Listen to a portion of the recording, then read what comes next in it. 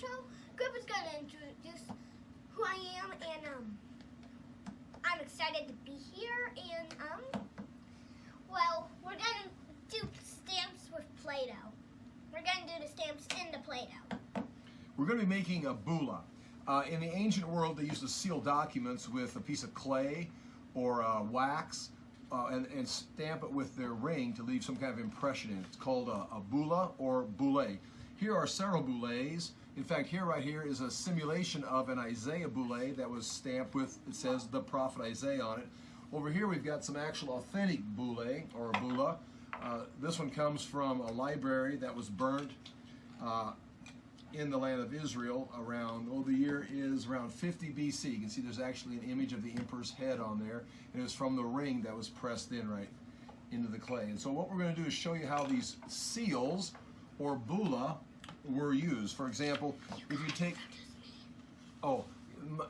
Tyler, my grandson, is with me right here today, and we're going to be using a ring, a epigraphical ring from 500 AD, from right around about 500 years after the time of Christ. That was in the Byzantine Empire. We'll be using that to make a seal in it. But nonetheless, if we wrote something on here, we're going to write a little message on here to the emperor, and we're going to say, the emperor, the plague has ended. The plague has ended. That's our message. What's the end? Ended. It's over. The plague has ended. What's a plague? It's like a virus. It's like the bubonic plague or something like that. Oh, and so like the coronavirus. Oh, sure, right. And in our part of the empire, it has ceased, and so we're going to send a message to the emperor that the plague has ended. And then we're going to sign our name here, Tyler. And Galyn. And Galyn. Tyler and Galyn, who are ruling in the eastern half of the empire. All right, now we're going to seal this up. We're going to roll up this would be parchment, or more likely papyrus. And then what you do with this right here like this is you'd seal this so we knew that it was official. You'd have your papyrus here. Again, we take this, we got to take a little bit of clay out. Hang on. Okay, I'm going to take a little bit of the green clay or Play-Doh. And he's got the 500 BC, that's an authentic Byzantine ring with an actual epigraphical symbol in it. And I'm going to seal this right here on this side, which would be my seal. And we're going to put blue on here for okay, you get it. That one's, I think, from 200 AD. I got my own. Okay, you got your own. That's from 200 AD. And this will be yours right here, so they know it's from us. We're going to seal it. And I would have my ring on like this, and I would take it right here in the middle. My ring's not. That's fine. You can take it off too if you wanted to. But you just take this right here and press it in there, and that leaves an impression in there. Use that. There you go. I'll hold this down for you. Press. That's good enough. Perfect. Okay, and what you've actually pressed there is the symbol of the true cross. That was actually when the true cross was recovered from the Muslims. That's not from 200 AD. That's from more like 700 AD, when the true cross was recovered, taken back from the Muslims. Again, not the true cross, but the Christians thought it was the true cross. The Muslims stole it from them, and then the Christians fought and got it back. And this is just when it was recovered. That's the symbol of the true cross. It's very simple. Show them. Well, they can't see it right there. Well. Anyway, what we've done right here is with my 500 AD ring and Tyler's 700 AD ring. And this has got some very detailed epigraphical. It's got some Greek symbols in it or letters in it. It's got some decorations, and we've sealed that now with our signet rings. And those are bulla. That's all right. Those are bulla, and our documents have been sealed. And if we wanted to read it, if someone got this in the western half of the empire, they'd see, oh, this is a Galyn's ring, and this is Tyler's ring. Then they could break the document open. They could break the document open like this. And then they could go ahead and read the message on the inside. What's that one? Those are guitar chords on this one. Now, these boule or bulla would then fall off, or if they were put in a library. A lot of times, are you listening? They'd put this on a shelf in a library, and they would collect all these documents. And in a library, all these documents would be on shelves. But then when Wait, cat! Yep, a cat just walked by the window. Squirrel.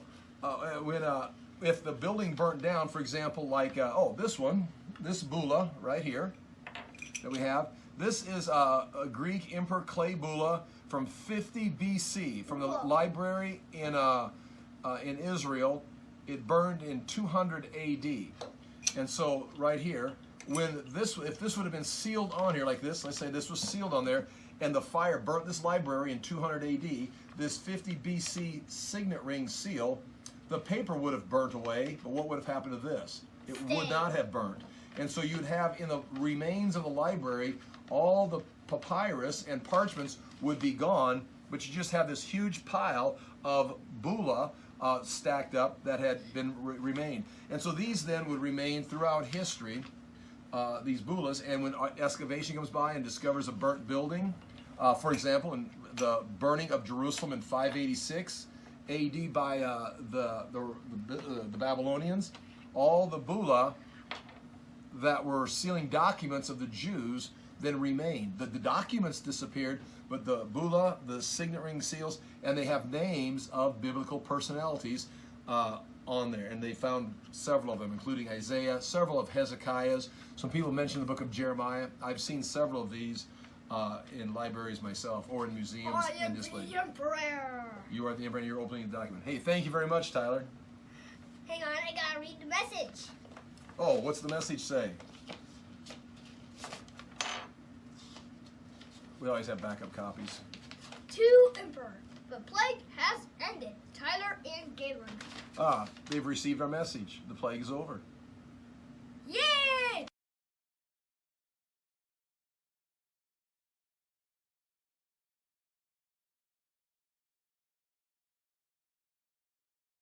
So we're doing seals. Some of you might not know who I am. After my intro, Grandpa's gonna introduce who I am, and I'm excited to be here. And well, we're gonna do stamps with Play-Doh. We're gonna do the stamps in the Play-Doh. We're going to be making a bulla. In the ancient world, they used to seal documents with a piece of clay or wax and stamp it with their ring to leave some kind of impression in it. It's called a bulla or boule. Here are several boules. In fact, right here is a simulation of an Isaiah boule that was stamped with, it says, the prophet Isaiah on it. Over here we've got some actual authentic boule or bulla. This one comes from a library that was burnt in the land of Israel around, the year is around 50 BC. You can see there's actually an image of the emperor's head on there. And it was from the ring that was pressed in right into the clay. And so what we're going to do is show you how these seals or bulla were used. For example, if you take, Tyler, my grandson, is with me right here today, and we're going to be using a ring, a epigraphical ring from 500 AD, from right around about 500 years after the time of Christ, that was in the Byzantine Empire. We'll be using that to make a seal in it. But nonetheless, if we wrote something on here, we're going to write a little message on here to the emperor, and we're going to say, the emperor, the plague has ended. The plague has ended. That's our message. What's the end? Ended. It's over. The plague has ended. What's a plague? It's like a virus. It's like the bubonic plague or something like that. Oh, and so like the coronavirus. Oh, sure, right. And in our part of the empire, it has ceased, and so we're going to send a message to the emperor that the plague has ended. And then we're going to sign our name here, Tyler. And Galyn. And Galyn. Tyler and Galyn, who are ruling in the eastern half of the empire. All right, now we're going to seal this up. We're going to roll up this would be parchment, or more likely papyrus. And then what you do with this right here like this is you'd seal this so we knew that it was official. You'd have your papyrus here. Again, we take this, we got to take a little bit of clay out. Hang on. Okay, I'm going to take a little bit of the green clay or Play-Doh. And he's got the 500 BC, that's an authentic Byzantine ring with an actual epigraphical symbol in it. And I'm going to seal this right here on this side, which would be my seal.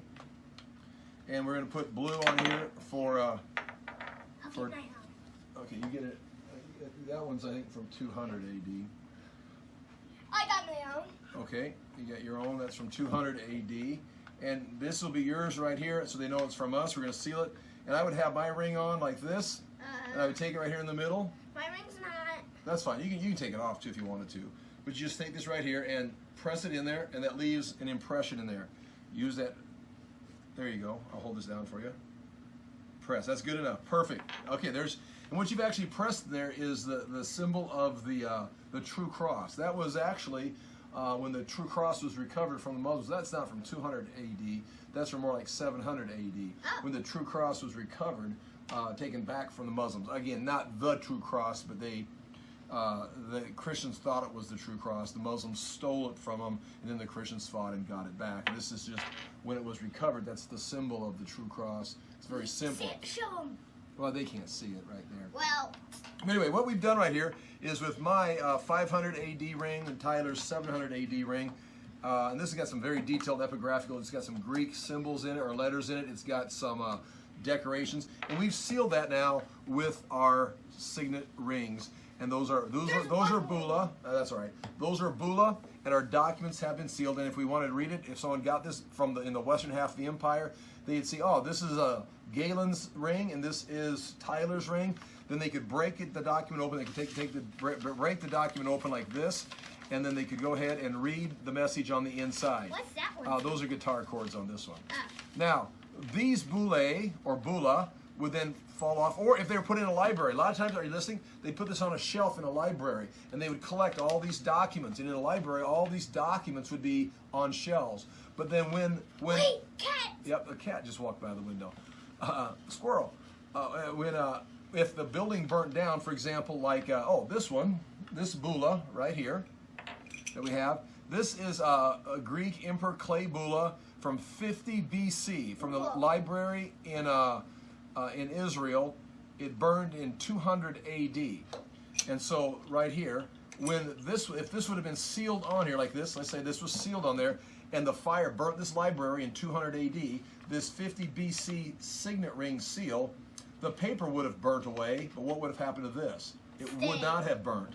And so you'd have in the remains of the library, all the papyrus and parchments would be gone, but you just have this huge pile of bula stacked up that had been remained. And so these then would remain throughout history, these bulas, and when excavation comes by and discovers a burnt building, for example, in the burning of Jerusalem in 586 AD by the Babylonians, all the bula that were sealing documents of the Jews then remained. The documents disappeared, but the bula, the signet ring seals, and they have names of biblical personalities on there. And they found several of them, including Isaiah, several of Hezekiah's. Some people mention the book of Jeremiah. I've seen several of these in libraries myself or in museums and displays. You are the emperor and you're opening the document. Hey, thank you very much, Tyler. Hang on, I gotta read the message. Oh, what's the message say? We always have backup copies. To Emperor, the plague has ended. Tyler and Galyn. They've received our message. The plague is over. Yay! All right. Well, thank you for being here. We are in Hebrews chapter 6, verse 13 through 14. We have been for a while. Today we're going to kind of blow through Genesis, the account of Abraham. We've started that 2 different times. Today we have to finish it just because of time's sake, to be reasonable.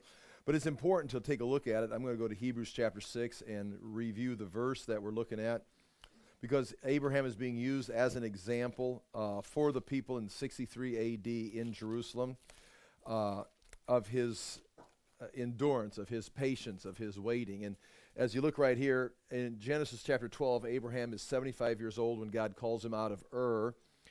We can figure out because of Genesis 17, he's 99 years old. And it says at that point Ishmael was 13. So you subtract 13 years from 99. Ishmael was born in Genesis 16 around the time Abraham was 86 years old. So he's waited 11 years for the promise. Then at 99, he's waited 24 years. Then finally Isaac is born when he's 100 years old. So it's been a 25-year wait. And then during that, that'd be a few years later, actually. I wrote 100 years old, but that would probably be, if Isaac were, we don't know how old Isaac is exactly at the sacrifice when he's offered on Mount Moriah.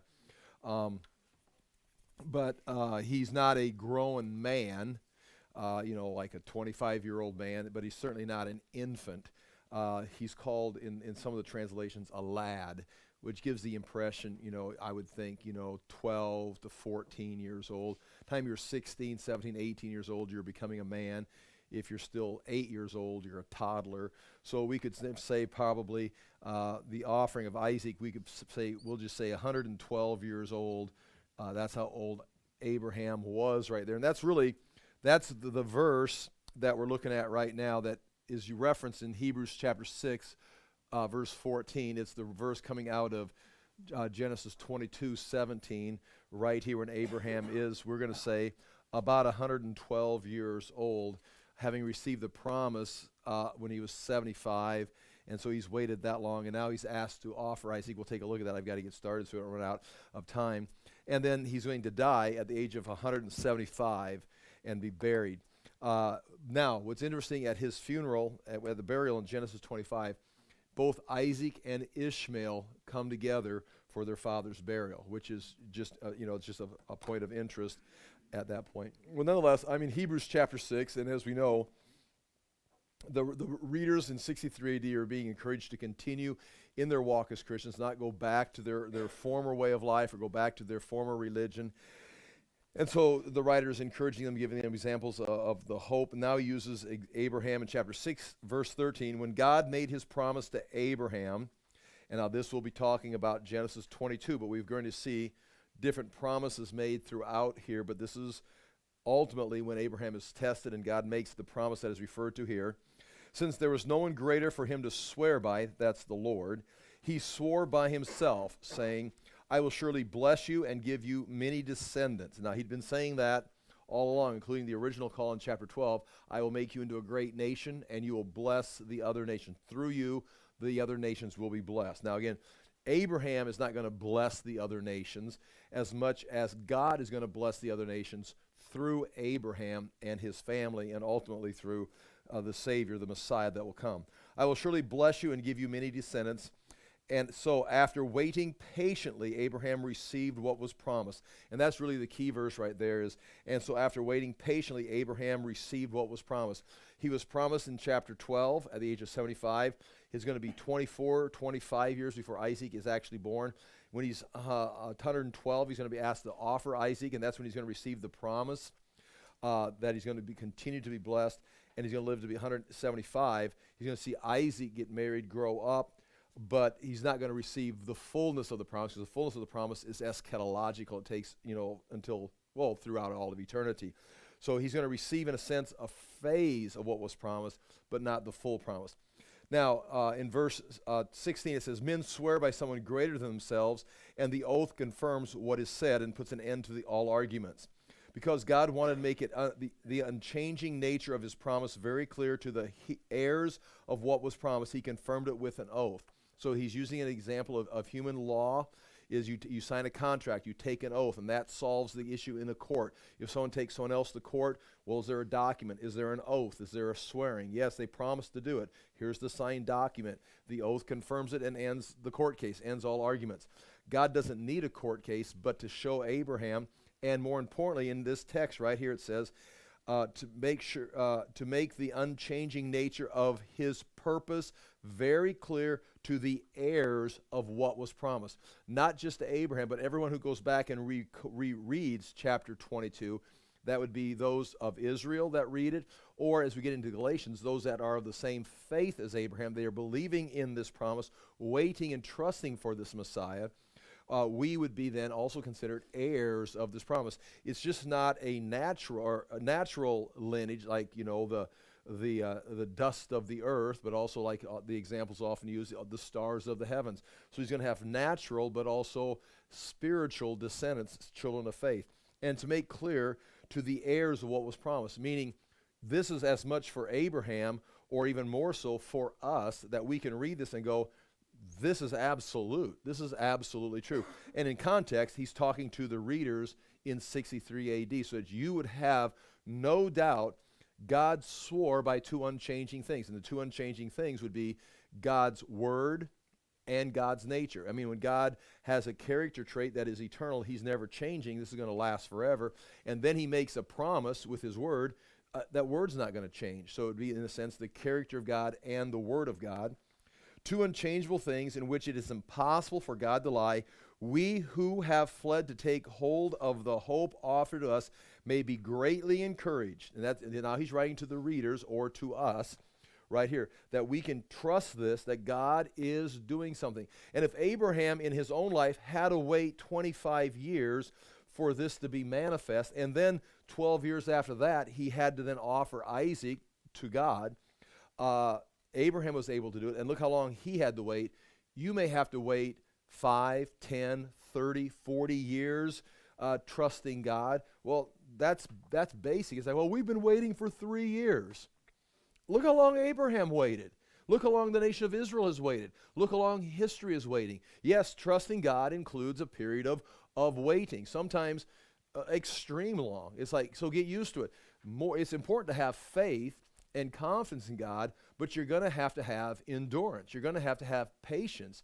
Now, I've got faith. Well, now you go back to the parable of Jesus talking about the seed that was sown in the on the road, or in the rocks by the road, or in the weeds. It was the one that was in the good soil that endured and grew, producing fruit. The ones that had faith in the beginning, they grew up quickly. Oh, this is great news. And then, 3 months later, well, it's not working out like I thought, and they abandon. They go back to the temple worship, or they go back to their culture. They go back to their old religious ways.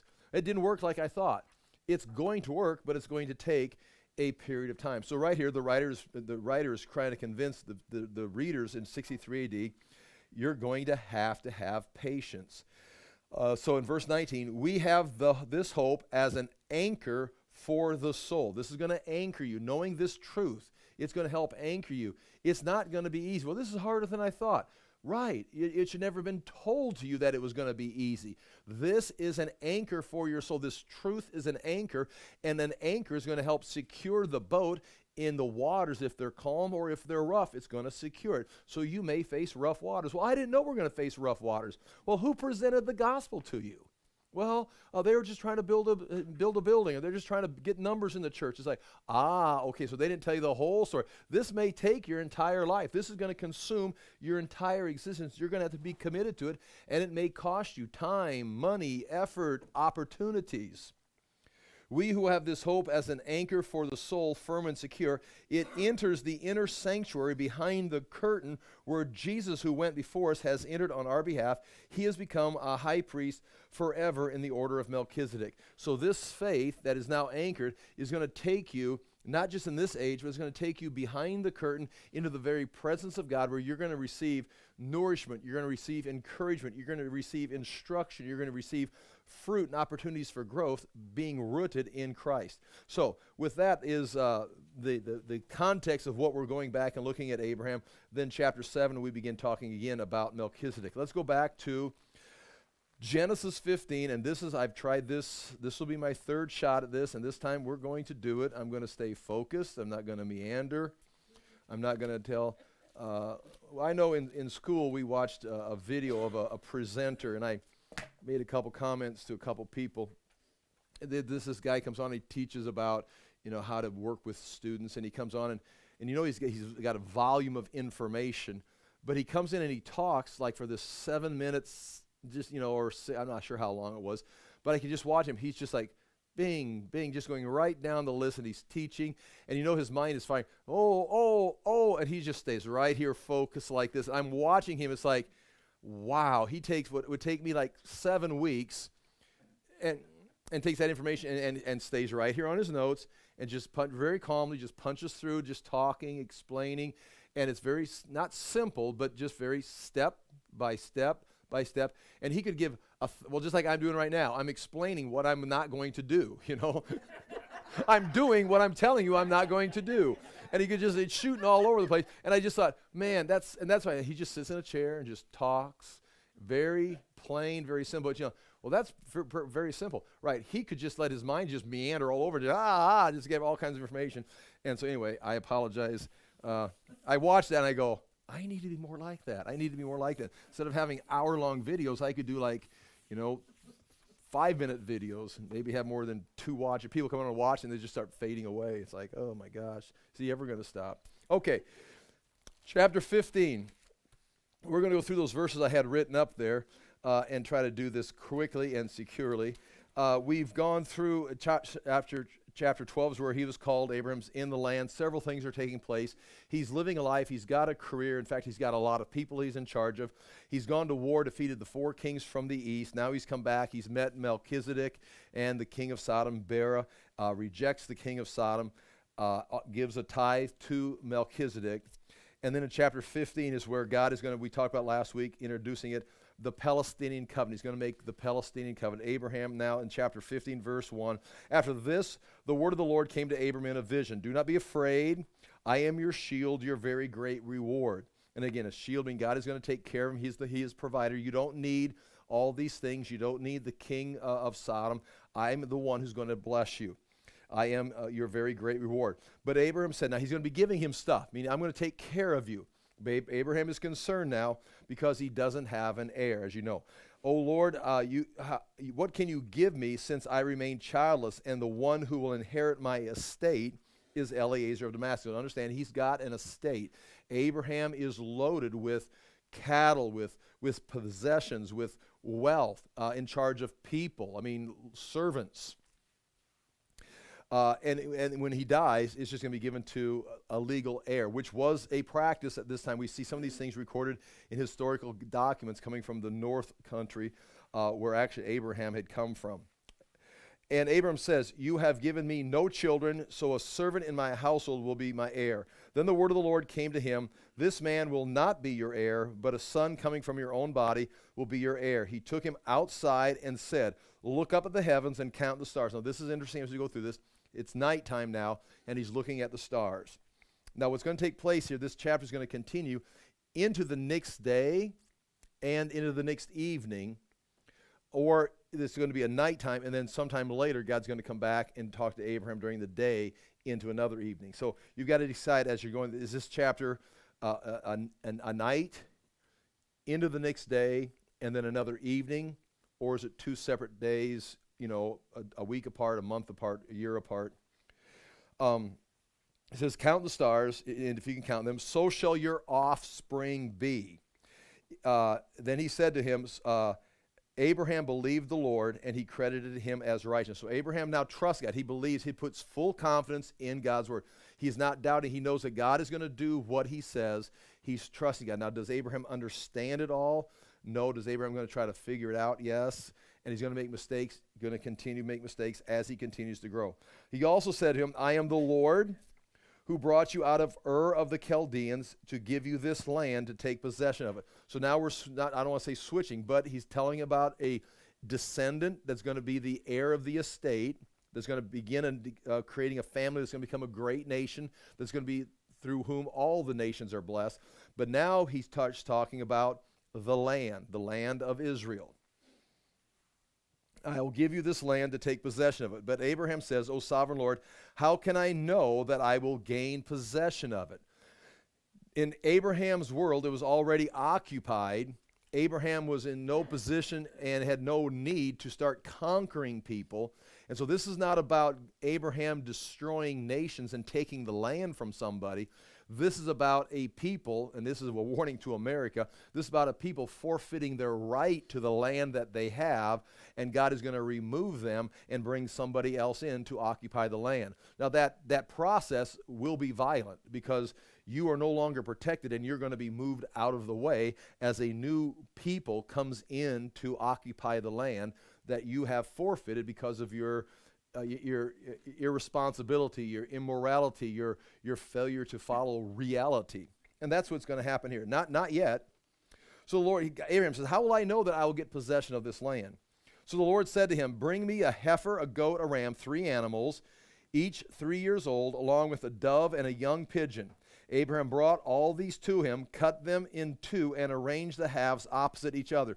Now we have moved into another day. This is the next day, because the birds of the prey, in verse 11, the birds of the prey came down on the carcasses. So he's looking at the stars at night and receives the promise. Now all of a sudden, you're into the next day, and he's going to be bringing these animals.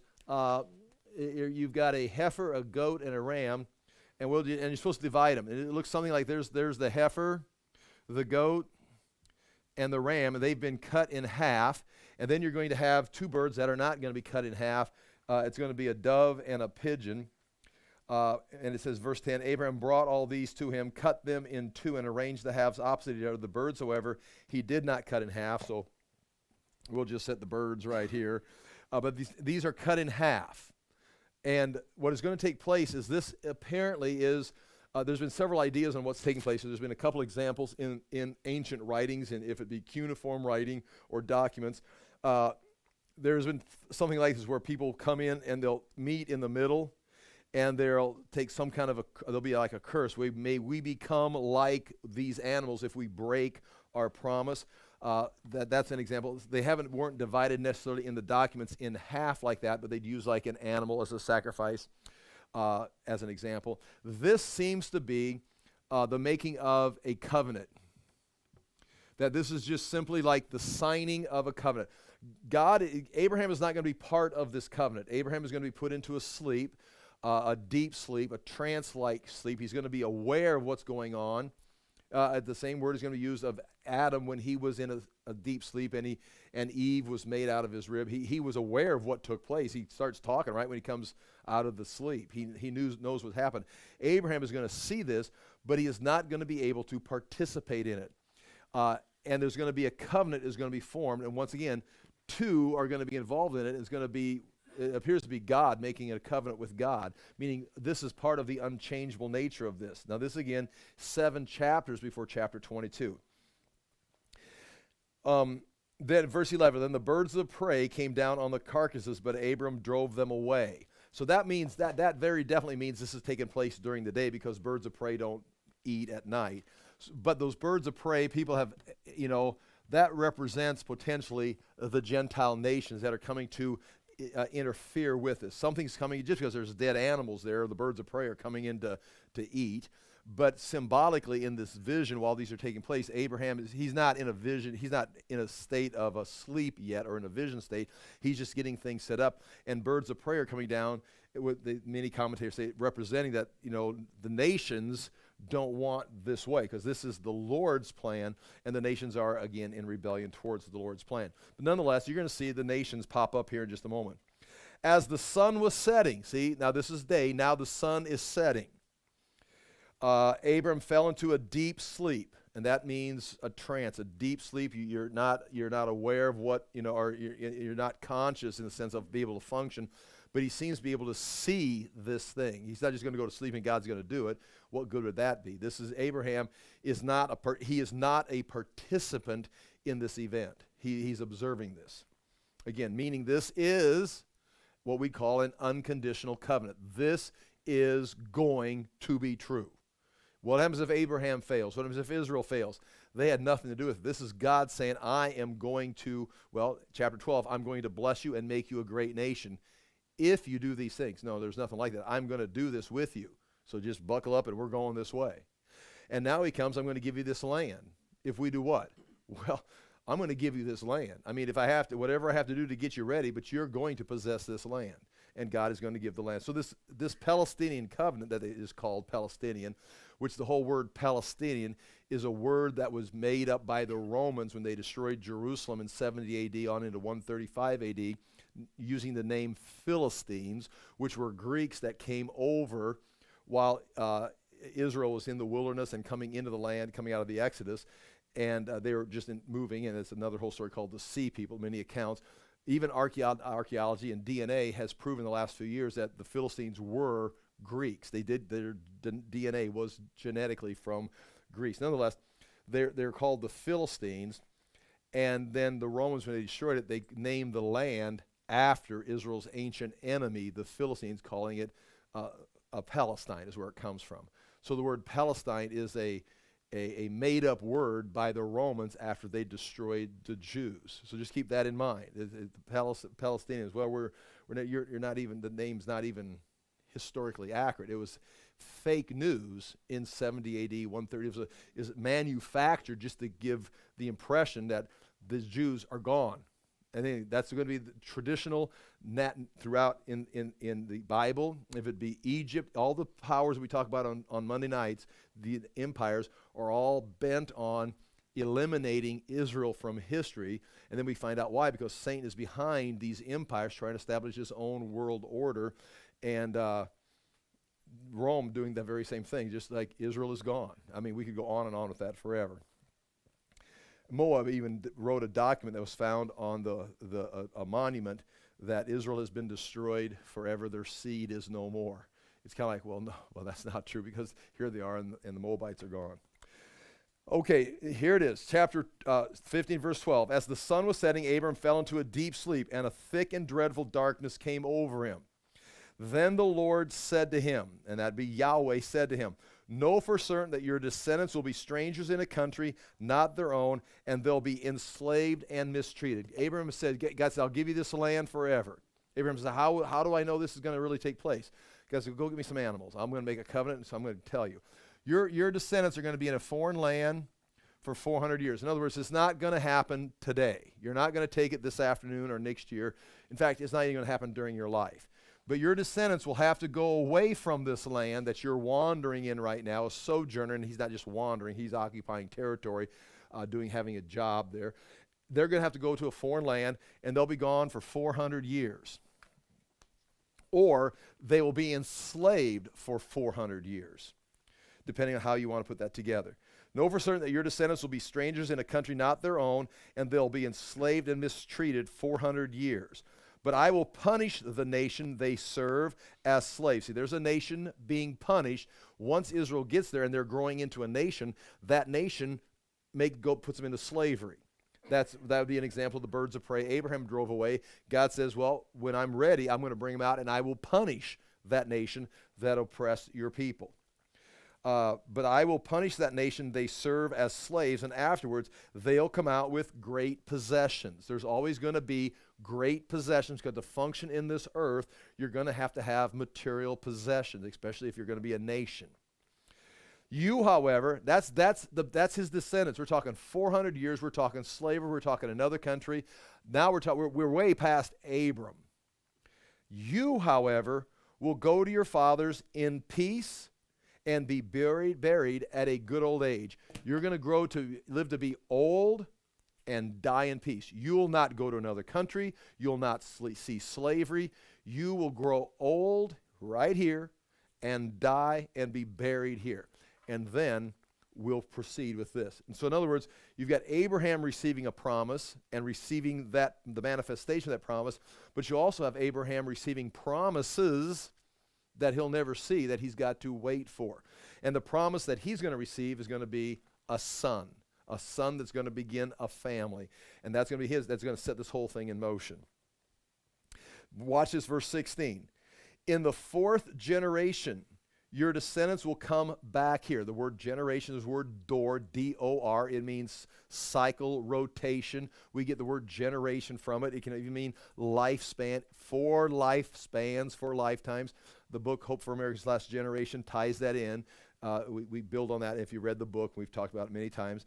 But this is now, there says, this land is going to be yours, the land of Israel, Canaan, but your descendants are going to have to go away for 400 years, and then I'm going to bring them back, and in 4 cycles, 4 generations, I'm going to bring them back. Your descendants will be brought back here. Watch why. For the sin of the Amorites has not yet reached its full measure. These people are going to have to go through 1, 2, 3, 4 cycles. The Canaanites, the Amorites, there's 10 nations living in the land of Israel at that time, smaller groups. So they're Canaanites, Amorites. They have different names that they're called, and they're all going to go together in a cycle. They're linked together. It's kind of like Europe, you know. It's like there's not just one nation starts going astray. They're all kind of linked together, so it's going to move. Or the United States. You've got not a state, but as the whole country moves this way. So this land of Canaan, they've got 10 nations living in it, and it's going to take 4 cycles or 4 generations. And after 4 generations, they will have forfeited their right to live in that land. And now God will replace them with his people. God is not just going to come in and massacre a bunch of people. He promises this land to Abram, but hey, it's not time. It's still the land of the Canaanites. They're still a productive culture. You got Melchizedek. You've got Aner and Eshcol, other Canaanites living in the land. Abraham's got friendships and treaties with them. They're a fine people. They're living in reality. But the people of Israel are going to be taken away for a 400-year period. They're going to end up being enslaved by the Egyptians. During that time, during their absence, this culture is going to decline and get to the place where, they forfeited their rights. They're out of touch with reality. They're just bringing destruction on the earth. They will be removed. Now, this has happened before in history. For example, the flood of Noah wiped out all people. After that, the nations were formed, and now God can remove nations individually and let the other nations that are thriving and living in reality continue. But now they've got 4 generations. Okay, here it is. Sin of the Amorites has not yet reached its full measure, but in 4 cycles, 4 lifetimes, 4 generations, it will be time. Now, verse 17, when the sun had set and darkness had fallen, so that was all day long. This is the second night. A smoking firepot and a blazing torch appeared and passed between the pieces. And so you've got 2 things, a smoking fire pot and a blazing torch. We were right, a pot and a torch, and they appeared, and then they passed through these pieces. And that is the creating of a covenant. They're forming a covenant for Abraham, but Abraham is not one of them. The smoking pot would be reference to, like, again, there's many examples. Fire and smoke is the presence of the Lord. That you see it on Mount Sinai, where there's smoke, there's fire. I had to say that's right, hang in there. But it's like the presence of God, there'll always be clouds and smoke. The fire, when the Lord comes back, there's fire. When you see the throne of God in heaven, there's fire. That you see fire on the chariot wheels. You see the cloud or the smoke leading them in the wilderness. You see the cloud or the smoke coming down into the temple. So this is, if you want to say, the Father and the Son, if you want to go that far, I mean, it's not clear, not specific, but it is the presence of God passing through here, making a covenant. Now, if you want to take this as an oath, that if you break this covenant, you'll become like one of these animals. That's been suggested, and that's not off the table. There's covenants similar to that, not exactly like this, but you take an animal, slaughter the animal, and say, if you break this covenant, or if I break this covenant, we were going to have the same curse that this animal had. This is more like the splitting of the animals as the signing of the oath. In other words, you've got God swearing to God, promising to God that we are going to do this, and Abraham is going to be the beneficiary of this covenant. Or the Palestinian covenant is not based on Israel, it's based on this. This is terrifying. This is terrifying to some nations. The land of Israel belongs to Israel based on chapter 15, God swearing to God and making an oath that I will give this land to Israel. It's like, well, what are you going to do about that? I mean, now again, there's history involved, but ultimately it's going to end up in the hands of Israel. Now at the same time, God through Jeremiah says, I'm going to remove you from this land. You're not worthy. Just like I removed the Canaanites out, I'm moving you out. Same thing in Jesus' time. The Romans are coming.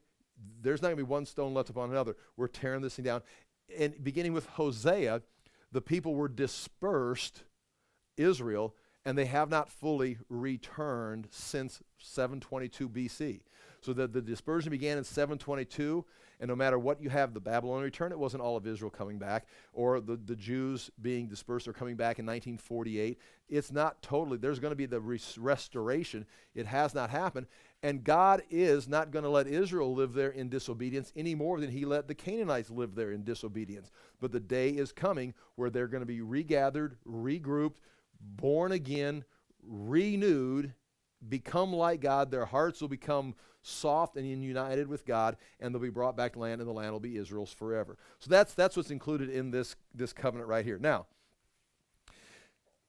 it says, on that day the Lord made a covenant with Abraham. This is what's taking place. What just happened? Verse 18. On that day the Lord made a covenant with Abraham and said, to your descendants I will give this land, from the river of Egypt to the great river Euphrates, the land of the Kenites, the Kenizzites, the Cadmonites, the Hittites, the Perizzites, the Rephaites, the Amorites, the Canaanites, the Girgashites, the Jebusites. There you have them. And the land that he's given, it's shocking. It's shocking when people find out what the land is. If we have the Mediterranean Sea, here's the Nile River. Okay, is that on the screen, Tony? And here's the Euphrates River and the Tigris River going down into the Persian Gulf right here. Here is the Sea of Galilee, the Dead Sea, the Jordan River. Here's Jerusalem. Abraham is living in this general area here. We're going to put him down here in Beersheba. Here's Hebron. Here's Bethel. He's making this covenant with him, and there's a wadi right here. It's even used today, a wadi. There's a little river where the water drains into this and drains into the Mediterranean Sea. There's a little river there. It's called the River of Egypt. When it says the River of Egypt, it's talking about this little riverbed, this little wadi located right about here. It's even today, it's the border between southern Israel and Egypt. From this border to the river Euphrates. Now that is... We're talking up past Syria, Lebanon. We're talking up here into Iran, Iraq. This is the extent of the north and south borders of the land of Israel. Somehow sweeping down into this general area here is the land of Israel. Today, the land of Israel is right about here. Okay, you understand? And this is Jordan. This is Saudi Arabia. This is Syria and Lebanon. Then you get up into Iran, Iraq, up in here. So David, at the prime, he had conquered these people. They had come into submission now that he moved Jews into all these territories. But all these people, including Damascus all the way up to the Euphrates River, they were all paying tribute to David. So David did expand. Amazing. I mean, think about that. David, yeah, the great king. David, the shepherd boy, under the leadership of King Saul, with a nation that was collapsing in on itself because of the disobedience, coming right out of the days of the judges. I mean, it is a total disaster. No central government. David kills Goliath, works for Saul. Saul tries to kill him. David grows up. He ends up conquering Jerusalem from the Jebusites, bringing its capital. They're bringing the ark into the city. And then he begins to fight wars. A lot of times the wars were just they were trying to invade him, and he just expands. And by the time the little shepherd boy is done, in the prime of his career, he controls all these people are all paying tribute to David all the way up here. I mean, that is quite a life achievement. From a collapsing culture in the days of the judges and the rulership of Saul. Read about it. The Philistines took the ark and burnt the tabernacle. And Saul doesn't know what to do about it. He's afraid to face Goliath. David goes out, kills Goliath, and then when he becomes king, expands it all the way up to this is what Solomon inherited. And all the nations from the south, from the east, from the north were coming to trade. From the sea, were coming to trade with Solomon. And then, of course, it started unraveling. But that is the territory. That was not the fulfillment of the promise. But it's interesting that it's like, well, that's not possible. It happened with the first king, and then they could not maintain it. Okay.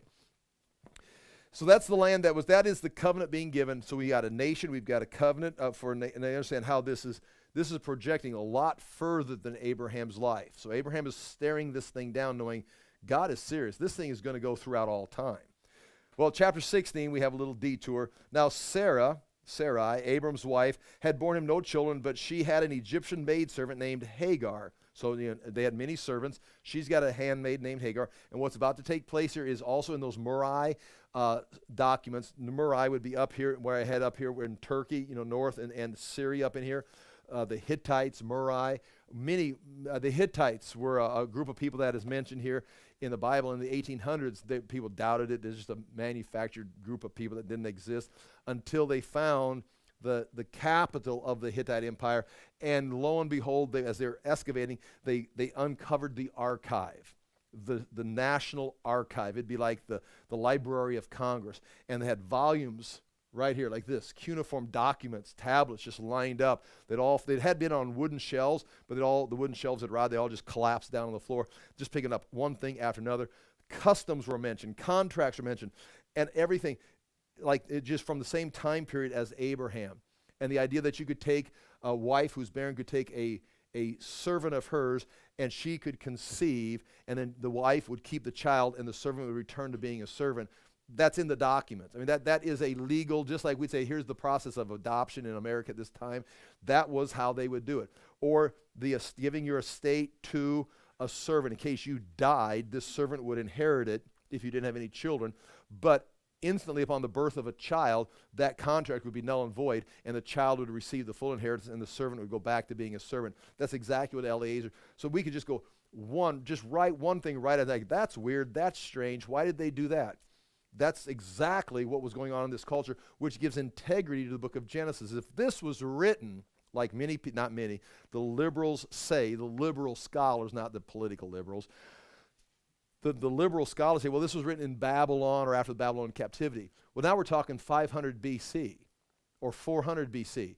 How do they don't even know Belshazzar was the last king of Babylon. How do they know what the customs was in 2000 BC? It's ancient history. I mean, explain to me the life of a medieval knight. Well, they rode horses and knocked people off with poles, I guess, called jousting or something. Okay, that's it? You're going to write your whole story with that information. You don't know their diet. You don't know, you don't, unless you live there. And so the fact that these customs and these legal documents are included, in fact, God interacting with Abraham, making these covenants, if he came today, he probably wouldn't slaughter animals in your front yard to make a covenant. He'd probably come in and sit at your table and have some kind of paperwork and legal, a guy that would come on, what do you call those guys that have a notary public there, and they'd have notarize all the documents, everybody sign all these thousands and thousands of pages would be signed and stacked up.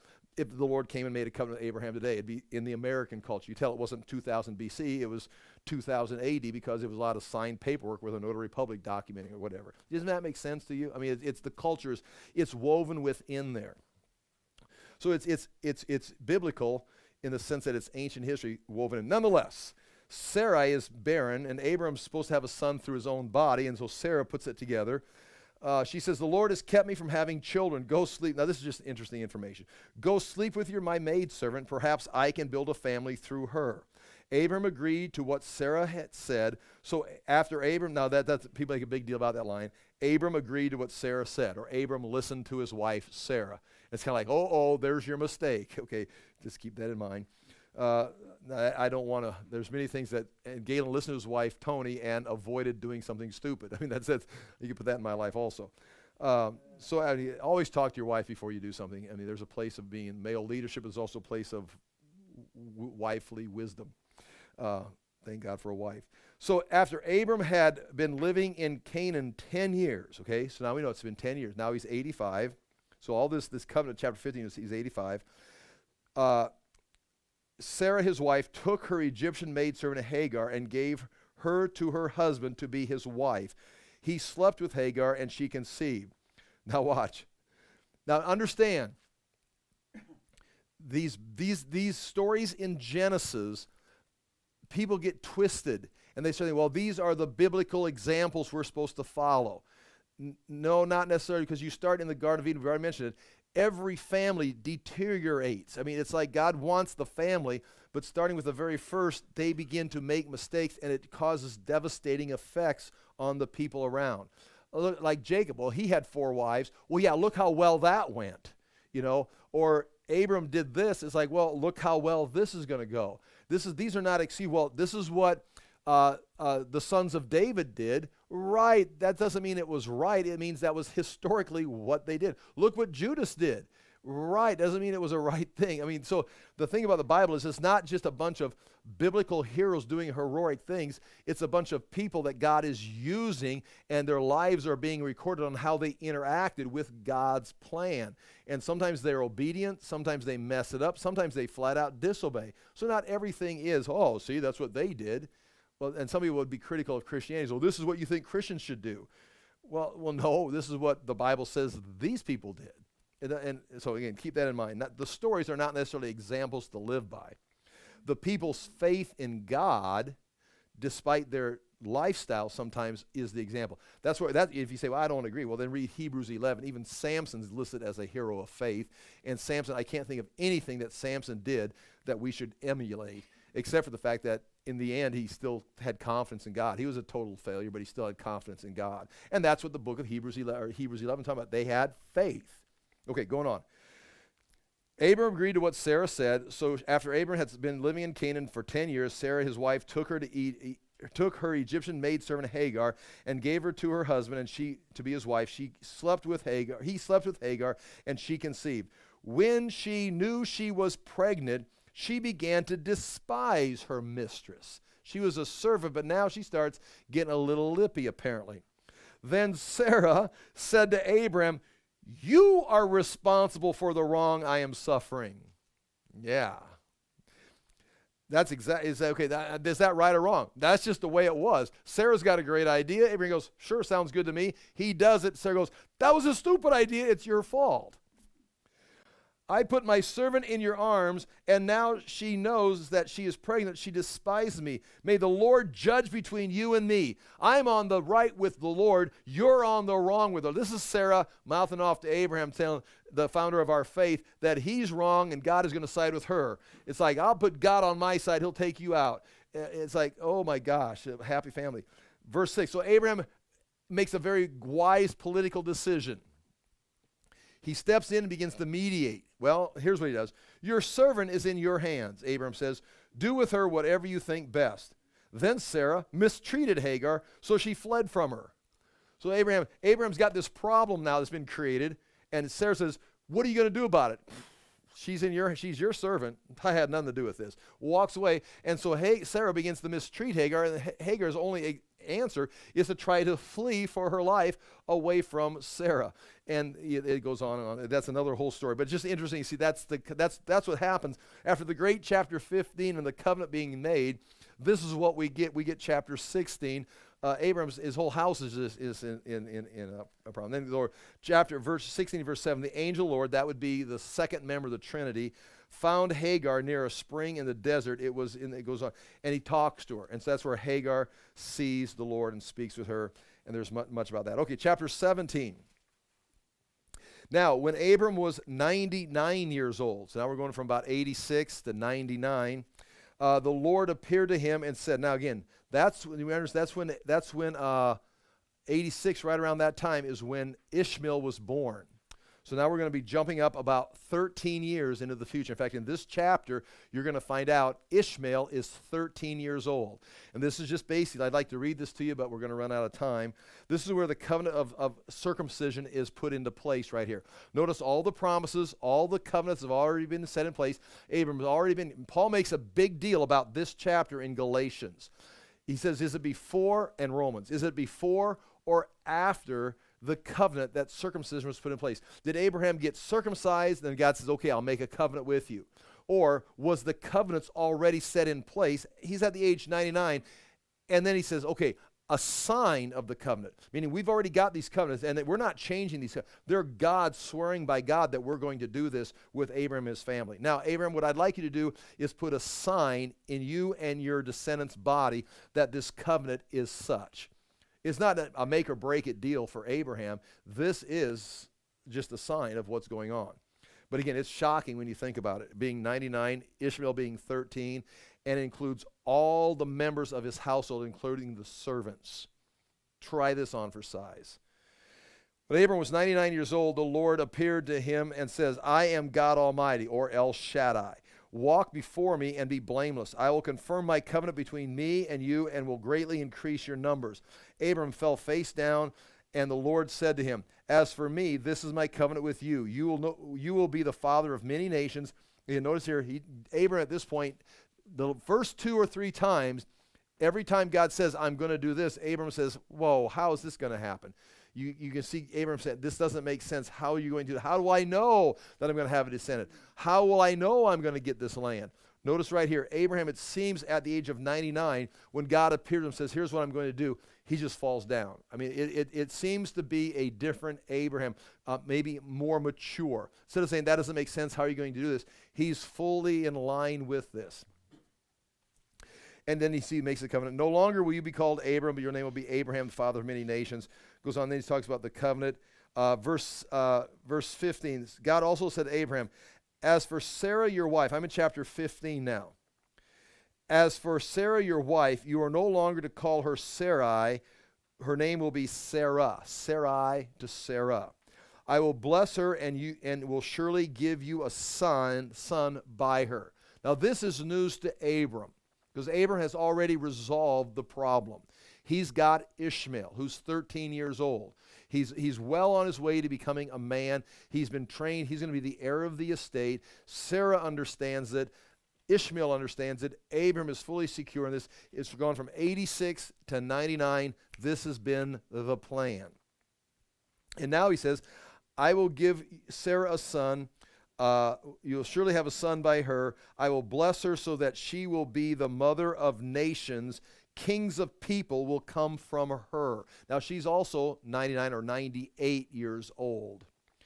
Now watch verse 17. This is where Abraham, he had fallen down on the ground before in obedience, but now it's like Abram fell face down. He laughed.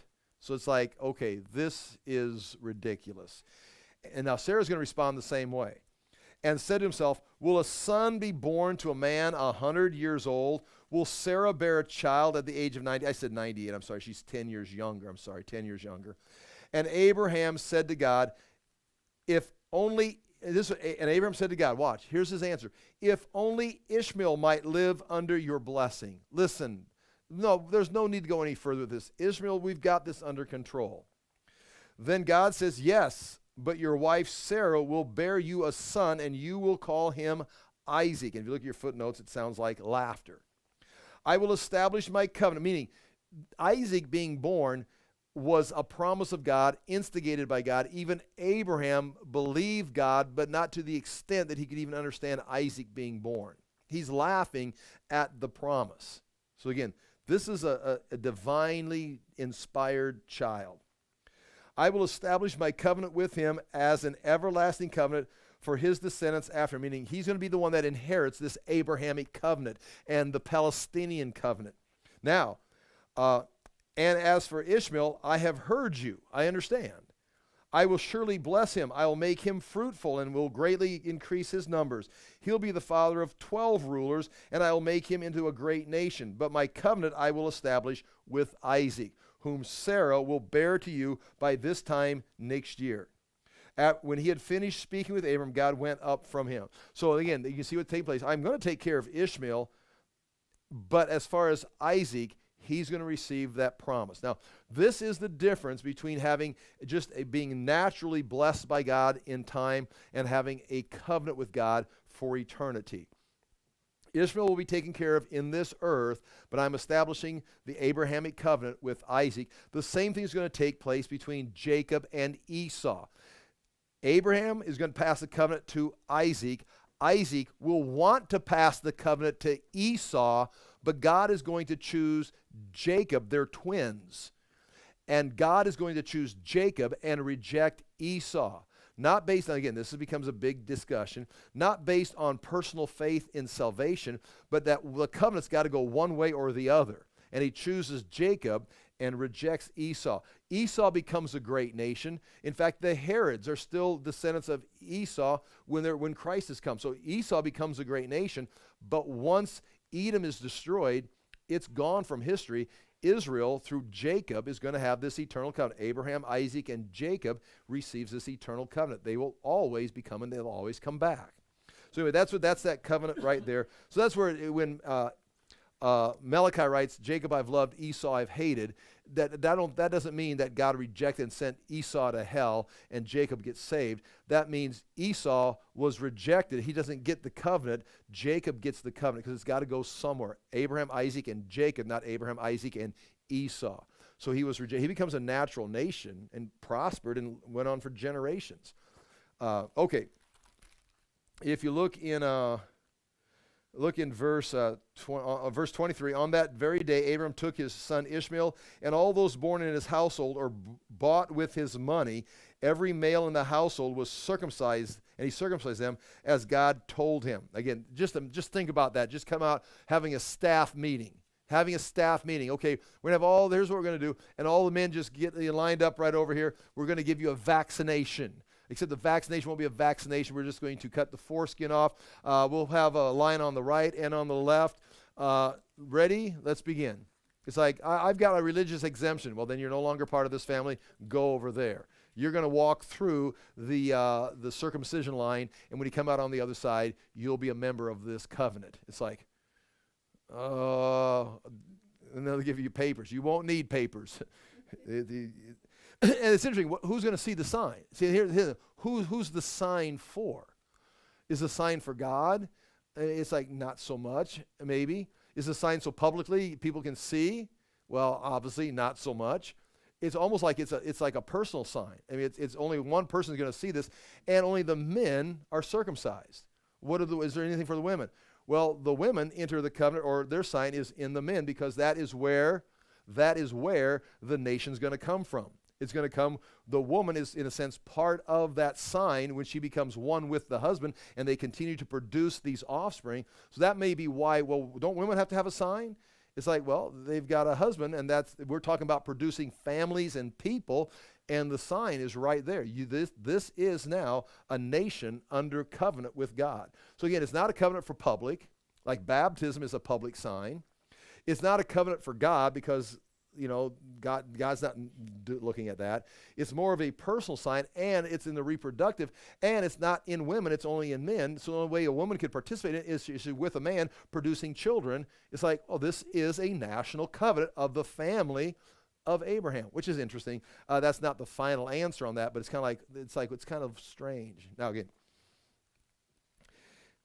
okay, it says circumcised. Okay, verse 24. Abraham was 99 years old when he was circumcised. See that right there.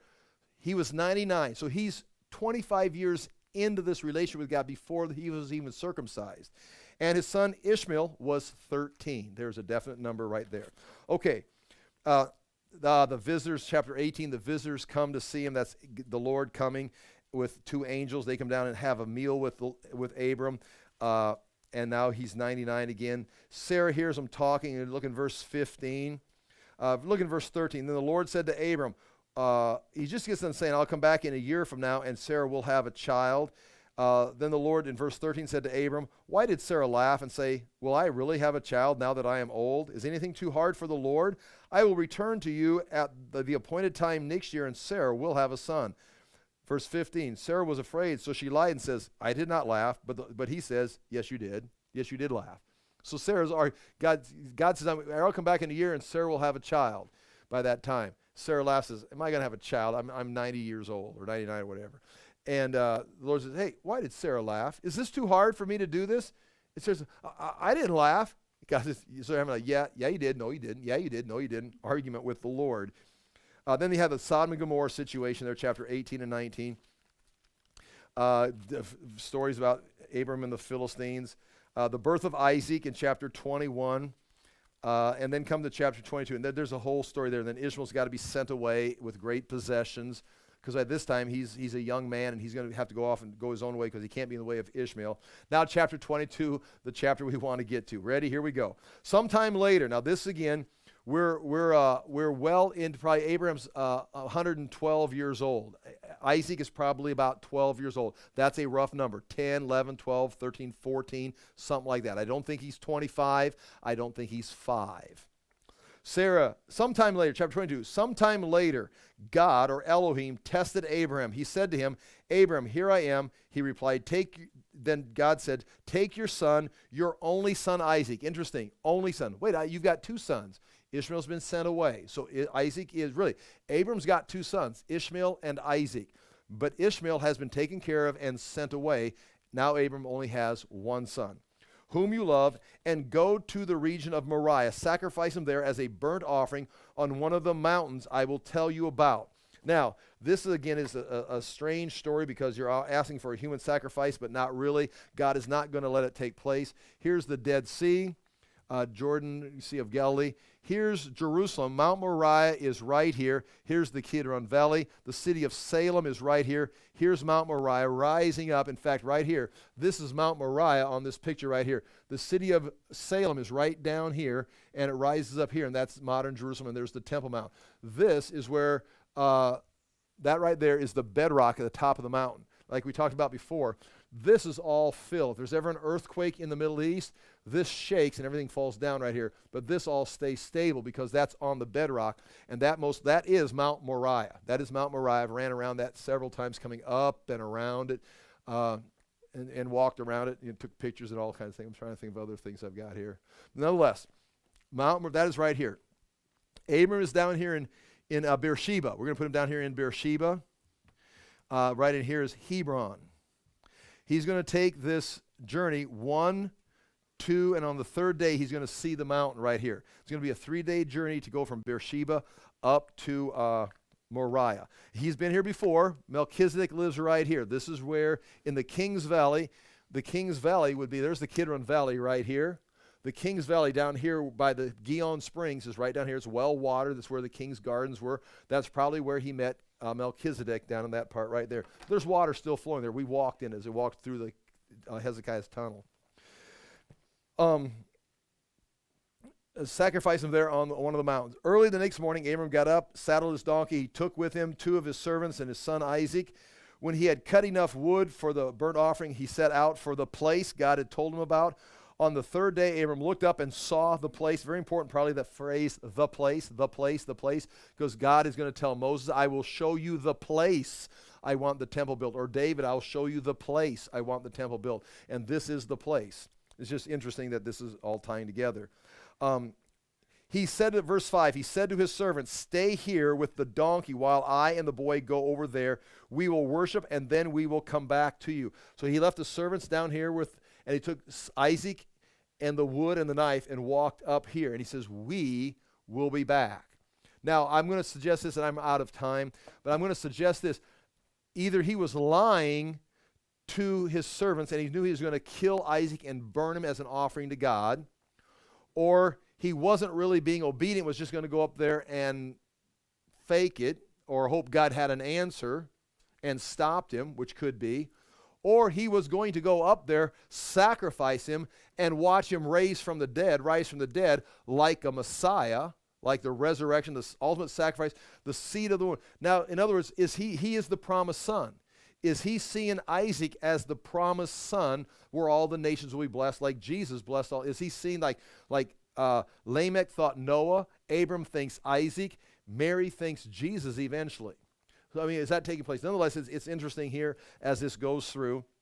Verse 6, Abram took the wood for the burnt offering and placed it on his son Isaac, carried the wood just like Jesus carried the cross, and he himself carried the fire and the knife. As the 2 of them went on together, Isaac spoke up and said to his father, Father, yes, son, the fire and wood are here, Isaac says, but where is the lamb for the burnt offering?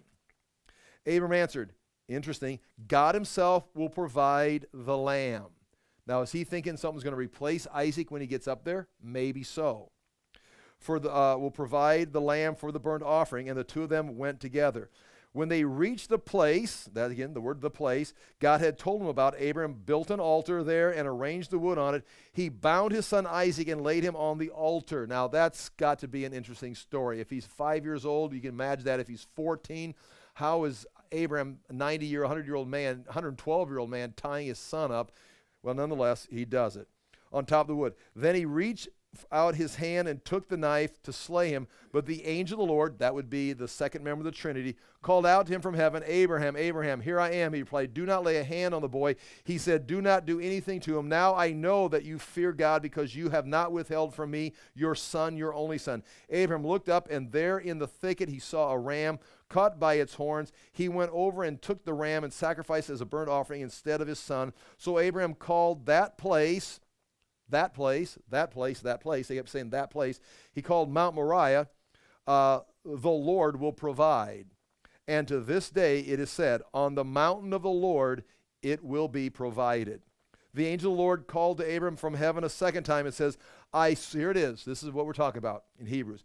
I swear by myself, declares the Lord, that because you have done this and have not withheld your son, your only son, I will surely bless you and make your descendants as numerous as the stars in the sky and as the sand on the seashore. There's the stars in the sky. A lot of people say refer to the believers that have the same faith. The sand refers to the natural descendants of Israel. Some would say there's a distinction, sand and stars. Your descendants will take possession of the cities of their enemies, and through your offspring, all nations on earth will be blessed because you have obeyed me. Then Abraham returned to his servants, and they set off together for Beersheba, and Abraham stayed in Beersheba. Interesting. They're in Beersheba. Verse 23, Sarah lived to be chapter 23, first verse, Sarah dies. Sarah lived to be 127 years old. She died in Kerioth Arba, that is in Hebron. So Abraham is living here. Sarah is living here. Now either they move between chapters or Abraham goes back and stays in Beersheba and somehow Sarah ends up here. It may not be a significant thing, but it may be a very significant thing. That when she finds out what was going on here, some scholars, actual Jewish scholars say she came here and says no more. And Abraham stays here with Isaac. And then when she dies, he goes up here, or else they just move together up to Hebron. Nonetheless, it's just interesting. She dies and is buried. And then if you jump over to chapter 25, there's the death of Abraham. He has another wife, has many sons with her. So they send him off to the east. Chapter 25, verse 5, Abraham left everything he owned to Isaac.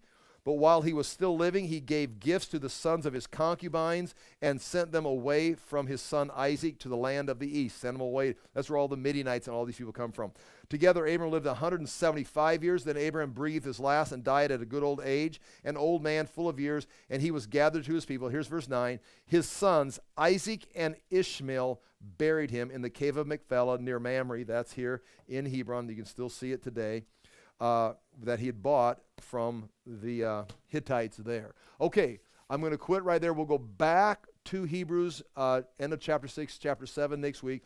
But there you're seeing the patience of Abraham, the things he had to go through. You see him making mistakes, but you see God continuing to be faithful to him and swearing by himself.